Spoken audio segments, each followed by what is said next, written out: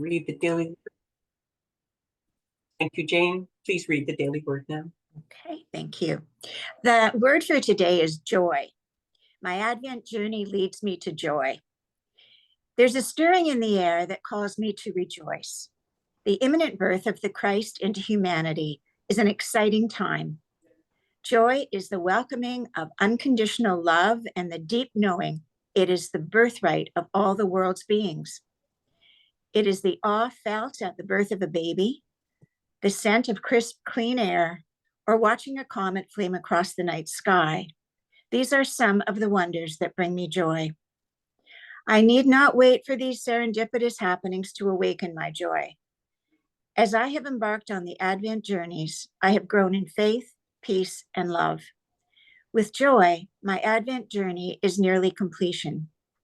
This wonderful feeling of deep contentment, a full heart, and tranquil mind leads to the expectancy of the birth of the Christ within, the greatest gift I could receive. And from Matthew 2, verse 10, when they saw the star had stopped, they were overwhelmed with joy.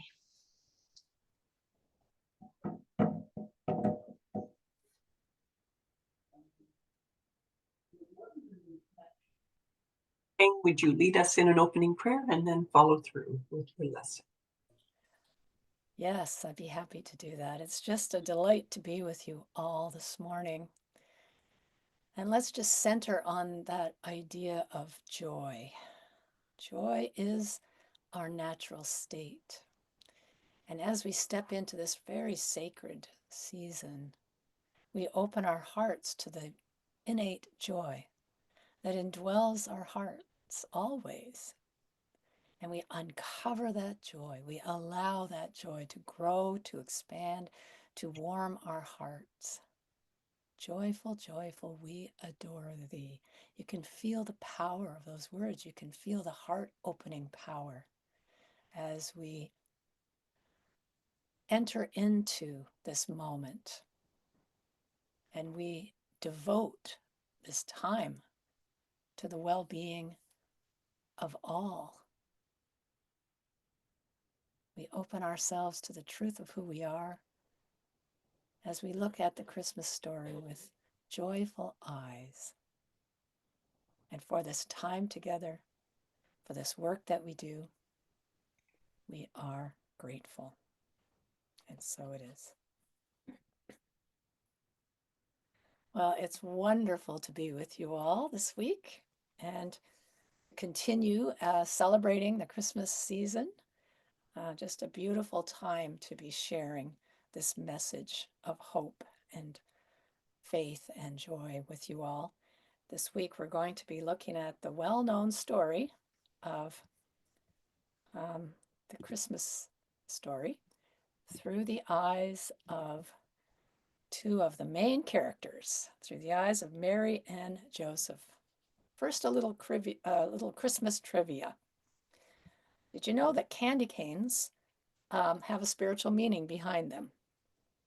They did when they were created. There was a reason they are in the shape of a shepherd's staff for the Good Shepherd, or if you turn it the other way, a J in the shape for Jesus.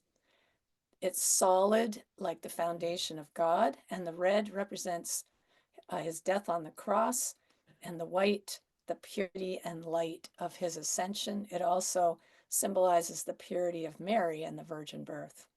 So if you eat a candy cane this Christmas, make it a sacred moment. Make it a sacred moment, because behind it is a sacred message of purity and light. Also, I shared a document with Patty, which I think she has forwarded to all of you, about the 12 days of Christmas and its original meaning.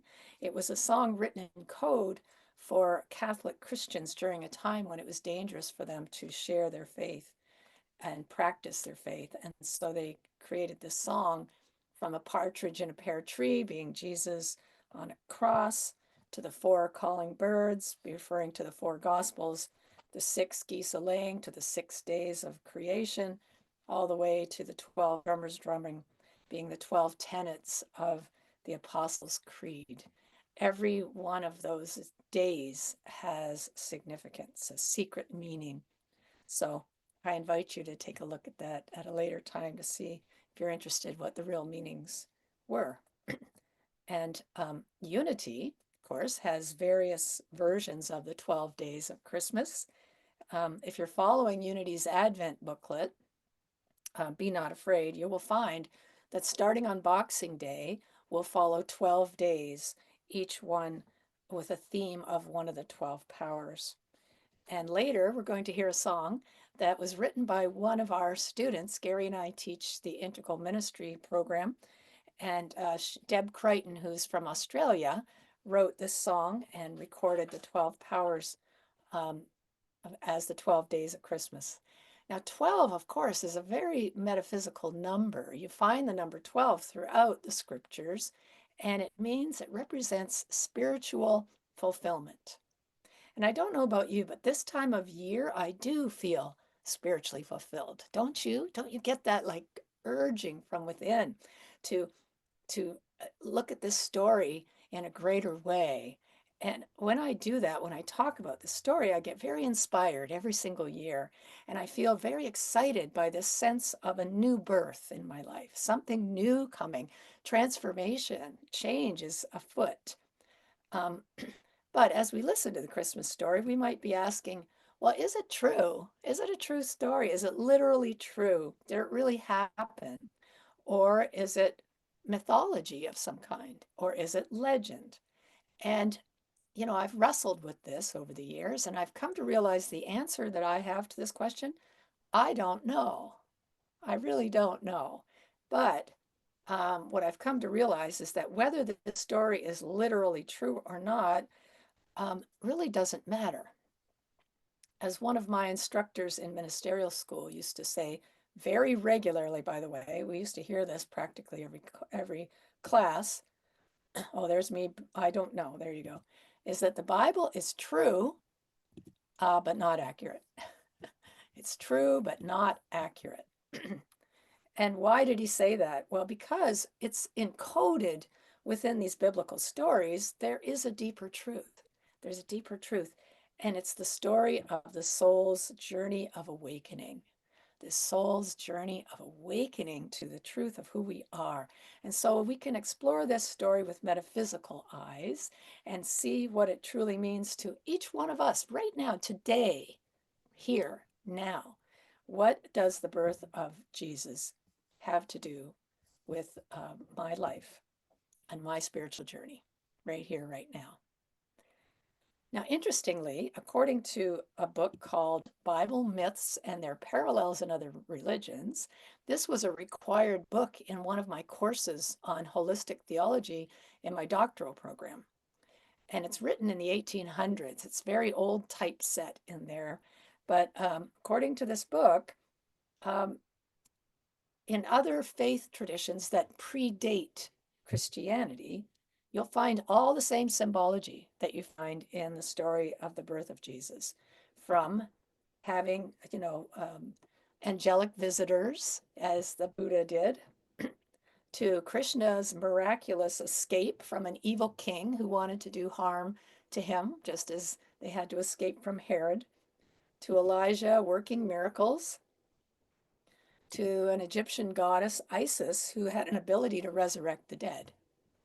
And all of this well before Christianity. It all predated Christianity. But knowing that doesn't make me want to dismiss it all. In fact, I actually want to take a deeper look at it. I think it's important that we look at all this symbology and pay attention to it. Pay attention. So let's do that. Let's turn our attention to the elements of the nativity story and see what they might mean metaphysically for us today. And it all begins in Luke chapter 1, 26, when the angel Gabriel visits Mary, a virgin betrothed to a man named Joseph, who was of the house of David. And the angel says, "Hail, favored one, the Lord is with you." Now, this greeting really troubled Mary. She was very afraid. And so Gabriel says, "Do not be afraid, Mary, for you have found favor with God. And behold, you will conceive in your womb and bear a son, and you shall call his name Jesus." Now, this news caused quite a stir in Mary. He's not married at all. And the angel explains, "Oh, no, it's the Holy Spirit who's going to cause you to conceive." And then, after giving her this information, he adds the news that her cousin Elizabeth is 6 months pregnant, and Mary should go and visit her. Now, Mary's innocence and her purity really shine through in the scriptures. She believed in God. She believed in God despite the outrageousness of this promise that she was given. Here's a 15-year-old girl, unmarried, being told that the Holy Spirit's going to impregnate her. Imagine how strong her faith needed to be in order to accept this news, not only accept it, but bless the fruit of her womb. But she had that level of faith. She had faith in God's promise, and she had willingness and the childlike innocence to believe it was even possible. She had hope and she had faith. Hope in the possibility, faith that something good was on its way. And this is a really important part of the story that we sometimes might miss. This describes the inner state that we need to be in if we want to create something new in our life, if we want to transform, if we want to midwife something new into reality. We have to begin by believing that is possible. We have to get to that sense of expectancy and belief. And guess what? We all have this kind of faith within us. Why? Because the pure heart that was within Mary, well, it's inside every one of us. And as we become still, as we open our hearts in gratitude, and then in a state of willingness and faith, we invite Spirit into our conscious awareness, then this same purified state within Mary can be achieved and expressed within us. It's really our spiritual potential. It's our essential goodness. And the part that we play is to allow it to come forth, allow it to grow, allow it to develop, and allow it to bring forth the good in our lives. That's the true holy birth, is to allow it to come forth. As Unity Minister Eric Butterworth said, just as Jesus was born to one whose mind and heart was pure and uncorrupted, so too the Spirit of Christ is born into our individual consciousness as we call it forth, as we express that innocence and purity that we are. That's how it happens. We can follow in her footsteps and allow that to happen. Mary represents pure intuition, and that's how the Christ Spirit comes to us. It's through our intuition, through the purity of our hearts and our innocence and our willingness to allow it to happen, to believe it can happen. And so we need to get ourselves into that state if we want to see something new be created in our life. So after hearing from the angel about her cousin's pregnancy, Mary heads off to visit the house of Zechariah and Elizabeth and discovers it is true. She is indeed pregnant, and the child born to Zechariah and Elizabeth will grow up to be John the Baptist, right? Jesus' cousin. And when Mary is greeted by her cousin, the baby in Elizabeth's womb jumps for joy. I love this part of the story, this baby jumping for joy. And when that baby leaps for joy, it's because of a recognition, recognizing the presence of the Christ, recognizing the presence of the Christ, recognizing our sacred oneness, the interdependence of all life. And when you and I are searching for spiritual understanding and find it, well, isn't that cause for leaping for joy? I mean, it's the pearl of great price. And when we discover that truth, it is, we want to leap for joy. The truth of who we are is cause for us to leap with joy. And if we were all together in a church somewhere, I would give everyone permission if they wanted to stand up and leap for joy. Let's go ahead. And anybody who wants to, go ahead and do it. You can do it at home if you choose, but this sense, there goes Patty. Yes, there's sense of really finding the joy in your heart and being compelled to leap for joy. And as you've heard, the theme for Advent this week is joy.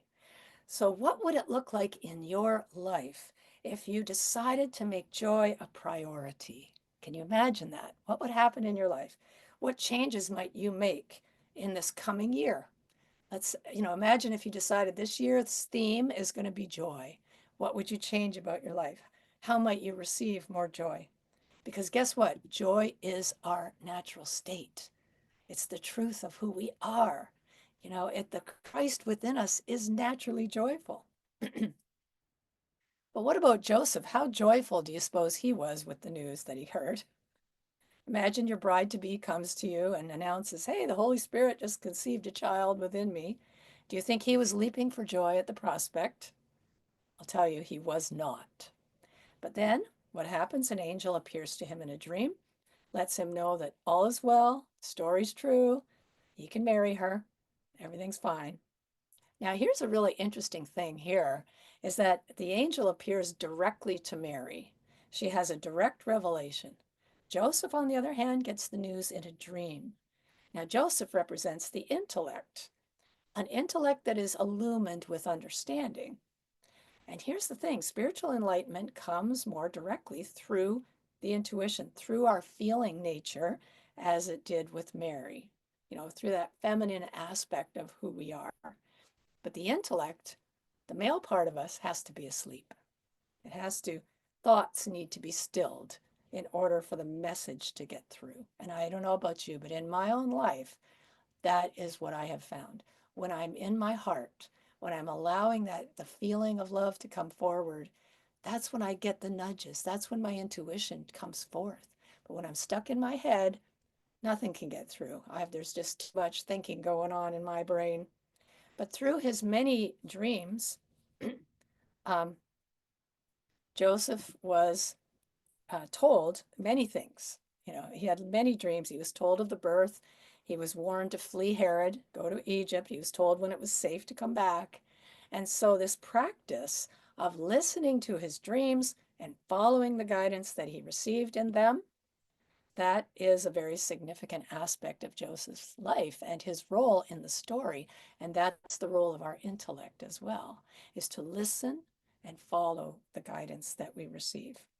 So what qualities of Joseph do we have within us that can help us to protect the awareness of this Christ child within and keep us connected to that spark of divinity that's within us? There's an openness and a willingness, also an expectancy and trust in the guidance. I think that's a major part of this. Our intellect has to be in the right frame of mind, has to be quieted, open, receptive to the birth, receptive to what's coming forth. Joseph heard the voice, he followed it. No matter what was happening, he got this message and he followed it. And he did as he was guided to do, no matter what was happening. And he got this message from within him. He was told early on he had nothing to do with this conception. And yet he consented and was happy to be the human father. He accepted his role in the story, and he devotedly cares for Mary throughout the pregnancy. But shortly before the birth, what happens? Well, a decree is sent out by the Roman government that each Jew needed to enroll in their home city for taxation. And so Mary and Joseph set off for Bethlehem, Mary being very close to giving birth. She rode on a donkey while Joseph walked, and they traveled to Bethlehem in order to fulfill a worldly duty that they'd been told to do. And the child is, of course, born there. What does this mean within us?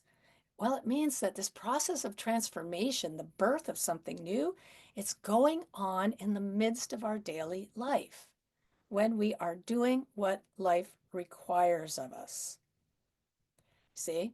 We're taking care of business. We're doing what's required of us. And this birth is happening within. It's happening while we're doing it. You've probably heard the Zen saying, before enlightenment, chop wood, carry water. After enlightenment, chop wood, carry water. And the modern version of that is, after enlightenment, the laundry. And I love that they gave Buddha, the quote here. I don't think the Buddha actually said that, but I thought this was a great idea. After enlightenment, the laundry. Life happens. We continue doing what we've done all along, but we do it from a different place. And a census is a very interesting symbol when you think about it. Have you ever taken an internal metaphysical census?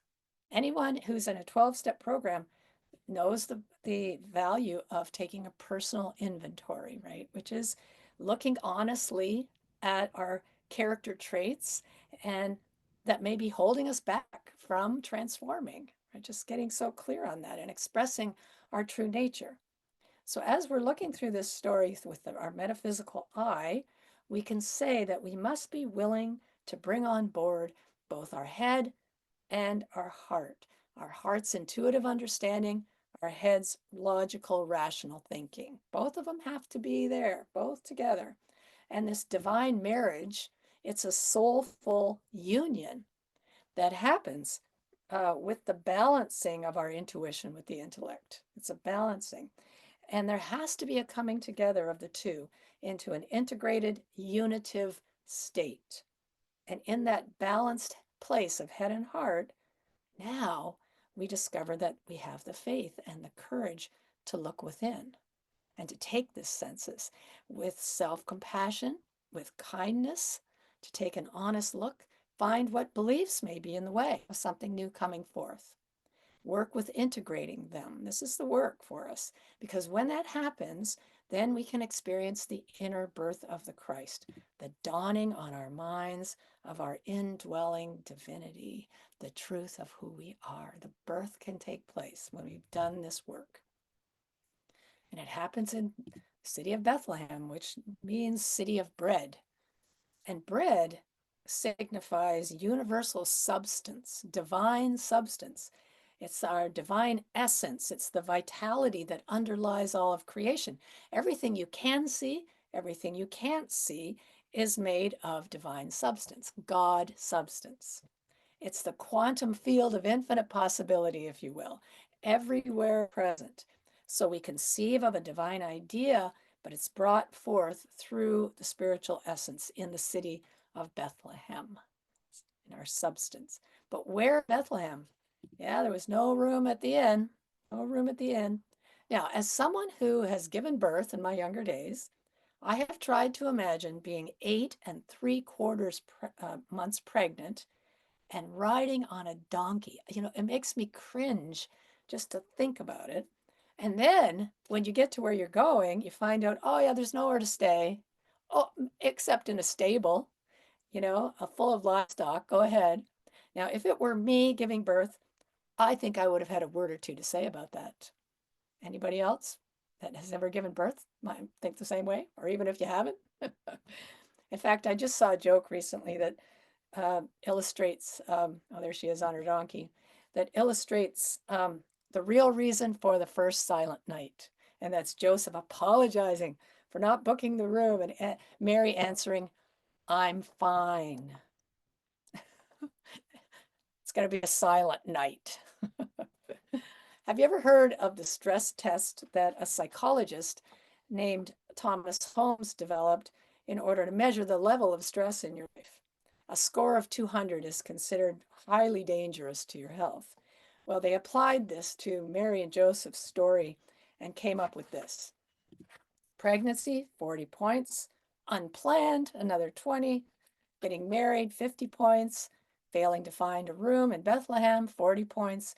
Then all these guests at Christmas, wise men, shepherds, angels coming and going, that infernal drummer boy, it just puts us well over 200. So Christmas has always been a stressful time from day one, we might say. But no room at the inn, what that means, it's an indication of our spiritual condition. So here's the question, do we have room in our hearts to allow this birth to be born? Or are we harboring limiting beliefs that are blocking the way? Are we experiencing wonder and joy? Or are we just letting the hustle and bustle of the season keep us distracted so that we're not really connecting to that truth in our hearts? And if the truth is, if we can't find the sacredness of Christmas in our hearts, we're not going to find it under the tree either. It's that we find it here first. What about the inn of our minds? Is there room in it for the discovery of our divinity within, or is it so crowded with thoughts of the world? You know, when we're so involved with the outer world, there's no room for the realization of the Christ presence to be born. We're just too distracted. There's too much going on in our heads to help us to recognize the presence. It's here now. It's within me. And so we can be really stuck in this sort of conceptual straitjacket, and there's no room for something new to come forth. We're just keeping on to the old thing. But we need to make room for the sacred and for the holy, to make room for our good to manifest in our lives. We need to be our own kindly innkeeper, guiding us to a place of peace. You know, come on in, welcome ourselves into this place of peace. And we have to make sure we leave room in the manger of our hearts and our minds to experience this birth of something that lies sleeping within us right now. That Christ child is here now. It's lying sleeping. And our work is to move and awaken that truth. Ernest Holmes, who's a New Thought teacher and leader, says this: the power of God within us is like a sleeping giant, which must be awakened so that we can spring into action. And each of us has our own unique embodiment of the divine image, crying to be realized. Every one of us is here to be the unifying expression of divine love, bringing peace on earth, goodwill to all. Every one of us. That's our job. That's why we're here, bringing peace on earth, goodwill towards all. We are so much more than we think we are or that we know ourselves to be. Jean Houston reminds us we're not simply an encapsulated bag of skin dragging around a dreary ego. That's not who we are. The highest version of yourself is beckoning you right now to come forth into fuller expression. Here, now, today, on this day, we can become the Christ in expression. Mary and Joseph came together, each doing their part in the Nativity, and you and I have the same choice each and every day to bring our hearts, our minds together, love and wisdom, purity and understanding, innocence and intelligence. It's an integrated wholeness that is within us when we bring it all together. And when we connect in this way, we step into allowing the birth of an awareness of our oneness with the great mystery to come forth and to be our guide. Can you feel that? Our oneness with the great mystery. Every single one of us is connected in this interdependent life itself. We are all part of that. And that's when we become literal gateways between the human and the divine. Every single one of us, we are the gateway. We're on the threshold of that. So I invite all of us to take some time in the midst of all the hurry and all the pressures of this season to get still, listen to your heart, clear out the in, release any thoughts or any beliefs that are in the way, and become present and awake. Let the divine marriage take place, head and heart, and then take time to let the sacred come forth, the birth of the awareness of the innocence that lives within you, which is the living Christ presence. It lives within you right now. And when we do that, that's when the real work begins. Howard Thurman said this: when the song of the angels is stilled, when the star in the sky is gone, when the kings and princes are home, when the shepherds are back in their flock with the flock, now the work of Christmas begins, to find the lost, to heal the broken, to feed the hungry, to release the prisoner, to rebuild the nations, to bring peace among brothers, to make music in the heart. So may you always have room in your mind and heart for that holy and sacred experience. Become a willing vessel for joy and get ready to leap. Merry Christmas to all of you. And so let's take a moment right now and bring this holy marriage together as we move from head to heart. And if we have trouble moving our attention to the heart, we can start by sort of tapping our way down. That's one way to do it. And I find this is helpful. Just tap, tap, tap, tap, tap until you get to the heart, and then put your hands on your heart. And we want to keep these two connected. It's the 18-inch journey. And so I invite you to just get still, to release all of the hurry of the day so far, or anything that's coming up the rest of this day. Just let it all be still for a moment as we move our attention into the heart space.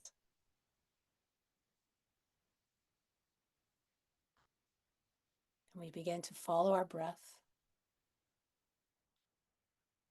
Just watch it and notice it, witness it as it moves in and out.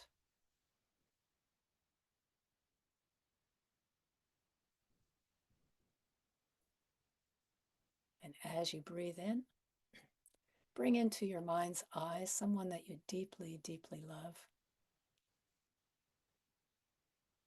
Someone that when you think of them, your heart begins to open and the warmth of your heart begins to expand. And let that feeling grow. Let it radiate from within. And imagine that this love is moving throughout your body.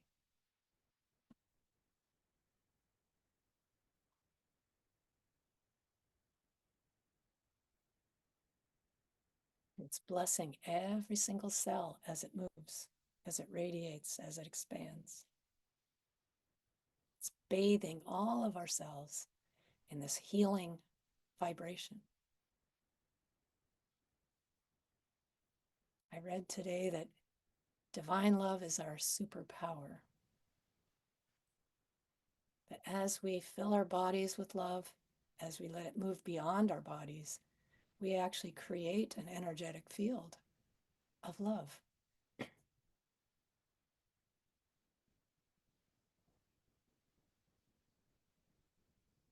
Now imagine it just grows and expands beyond the room that you're in, beyond the walls of the house or the building you find yourself in.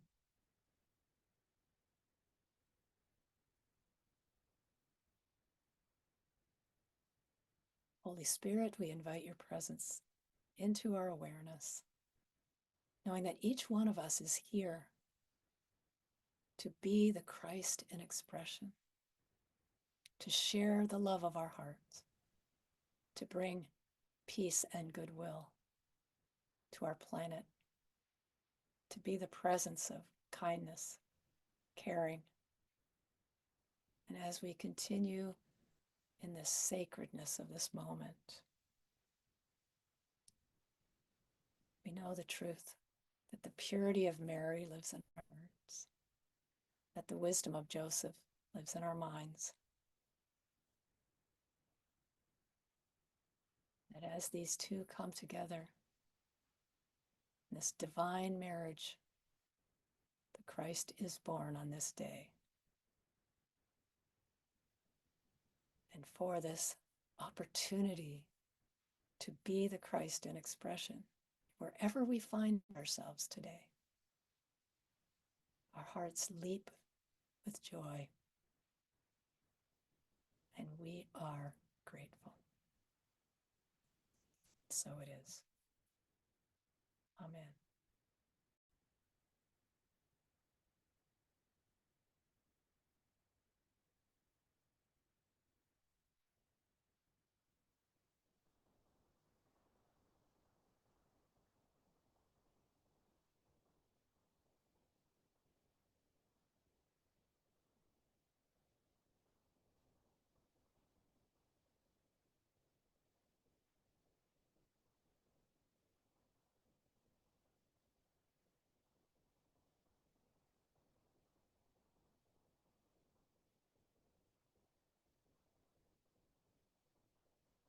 Betty, I'm not hearing it. if you're playing it.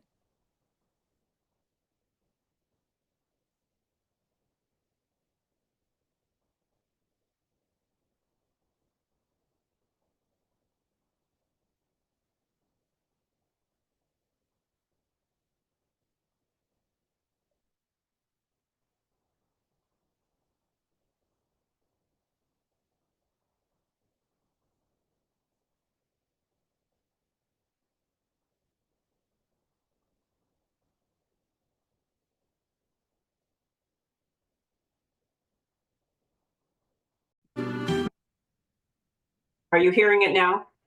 Yes.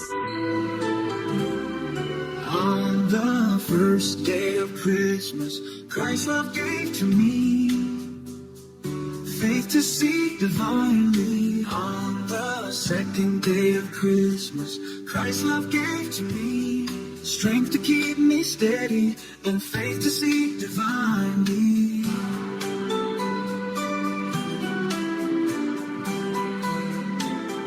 On the third day of Christmas, Christ's love gave to me wisdom in all choices, strength to keep me steady, and faith to see divinely.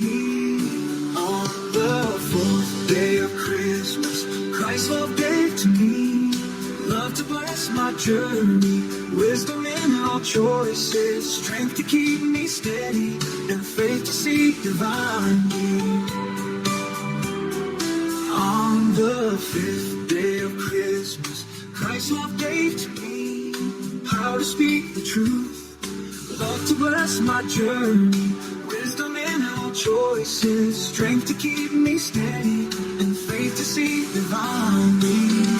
On the sixth day of Christmas, Christ's love gave to me imagination's vision, power to speak the truth, love to bless my journey, wisdom in all choices, strength to keep me steady, and faith to see divinely. On the seventh day of Christmas, Christ's love gave to me understanding's insight, imagination's vision, power to speak the truth, love to bless my journey, wisdom in all choices, strength to keep me steady, and faith to see divinely. On the eighth day of Christmas, Christ's love gave to me will to choose the good, understanding's insight, imagination's vision, power to speak the truth, love to bless my journey, wisdom in all choices, strength to keep me steady, and faith to see divinely. On the ninth day of Christmas, Christ's love gave to me order for all things, will to choose the good, understanding's insight, imagination's vision, how to speak the truth, love to bless my journey, wisdom in all choices, strength to keep me steady, and faith to see divinely. On the 10th day of Christmas, Christ's love gave to me seal to live with passion, order for all things, will to choose the good, understanding's insight, imagination's vision, how to speak the truth, love to bless my journey, wisdom in all choices, strength to keep me steady, and faith to see divinely. On the 11th day of Christmas, Christ's love gave to me release to free my burdens, seal to live with passion, order for all things, will to choose the good, understanding's insight, imagination's vision, how to speak the truth, love to bless my journey, wisdom in all choices, strength to keep me steady, and faith to see divinely. On the 12th day of Christmas, Christ's love gave to me life to live eternally, release to free my burdens, seal to live with passion, order for all things, will to choose the good, understanding's insight, imagination's vision, how to speak the truth, love to bless my journey, Wisdom in all choices, strength to keep me steady, and faith to see divinely.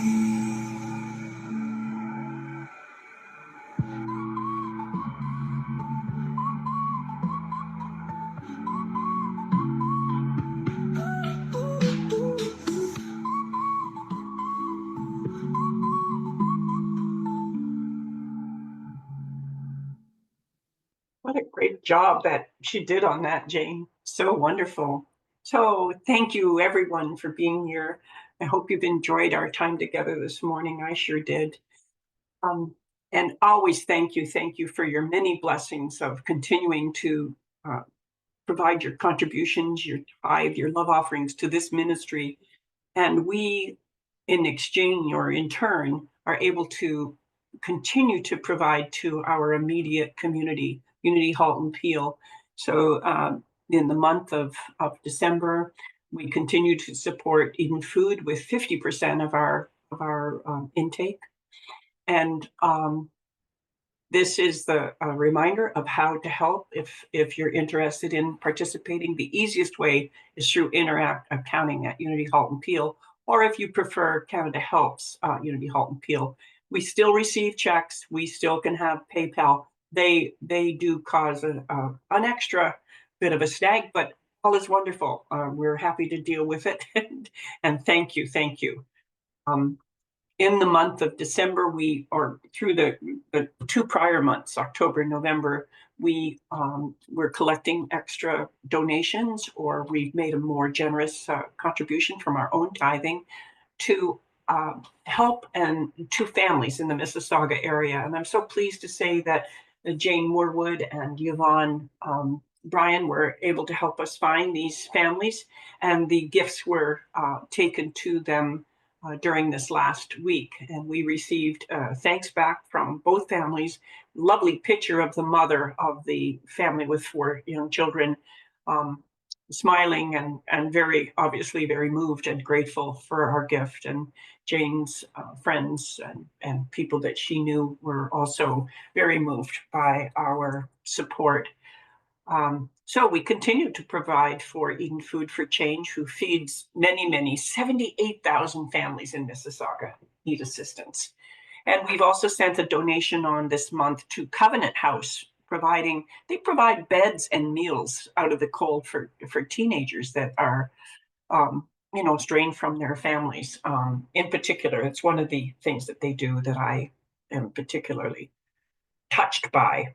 And this week, I will be making a contribution to a 541 Eatery in Hamilton, the Button Championship of Hamilton. They offer a jar of buttons, and so when people are in need of a meal, and if their meal is $6 and they only have 5, they take a button, and it pays for that extra bit of meal. It's all volunteers except for the main chef. The main chef is hired, and it's a collaboration of a number of churches in the Hamilton, Grimsby area that support this. It's a wonderful place to go, and they make wonderful food. So it's quite a blessing all the way around. So thank you for your continued contributions. I love to share this divine prayer with all of you, just to open your heart and your mind at the same time to joyfully give. Divine love now flowing through me blesses and multiplies all that I am, all that I have, all that I give, and all that I receive. And so it is. Thank you, God. So I'm looking for my mouse. There we go. So if you are interested in joining to have information from our newsletter, you go to our website at unityhaltonpeel.ca, and you can click on resources there and join our newsletter. And in that, you would have our connections to our previous recorded sessions, as well as what's coming up in the future, any events that we have planned, all sorts of information on the website. So please join us if you'd like to. And we're going to have a Mary's Boy Child by Boney M. now at this time. Another favorite. So, I love that song. Next Sunday, December 29th, we're going to tap into Unity Spiritual Center Hamilton Reverend Ann will be leading a burning bowl releasing ceremony, expanding at the top. So I invite you all to dial in. As you know, Reverend Ann's will start with a meditation at 10 o'clock until 10:20. So if you come on in the middle of music, rest and know that they will activate at 10:30. So just you're there. It feels different. So that will be in the link will be in the newsletter this week. So please do join us next Sunday with Unity Spiritual Center in Hamilton. Friday night, Spiritual Connections between 6:30 and 8 p.m. This is an open invitation by Spiritual Center Ottawa. Reverend Barbara is involved in that, as well as Cheryl Rogers out of Kitchener-Waterloo. So come online and see lots of old and new friends. And the Quest study being offered by Unity York Region, that study group is coming in January, something to look forward to. And you can register by clicking here in the newsletter. Diane Riley is not able to be with us this morning, but she has signed in. I think she had to leave, but she's left her chat there to remind you all how to send a prayer request to Diane. I've sent one this morning for a couple of our friends, and she will hold those prayers with her for 30 days, and then she sends them on to Unity, Silent Unity, for another 30 days of prayer. And of course, if anything comes up for you through the week, you can always send a request to Diane, or you can call Unity prayer line. They're there 24/7. It's a wonderful experience, whether you're happy or you're down. People are gifted in their ability to tune in and get to help you with a prayer need. Let's take a moment to bless our beautiful children, our grandchildren, and the children in our lives. So children and youth of Unity and of the world, we love you, we bless you, and we appreciate you just the way you are. And our closing with the prayer of protection. The light of God surrounds us. I am the light. The love of God enfolds us. I am the love. The power of God protects us. I am the power. The presence of God watches over us. I am the presence.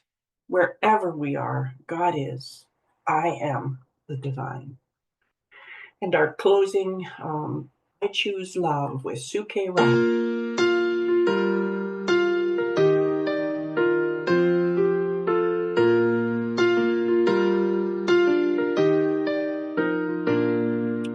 Peace in my life is growing because I choose love.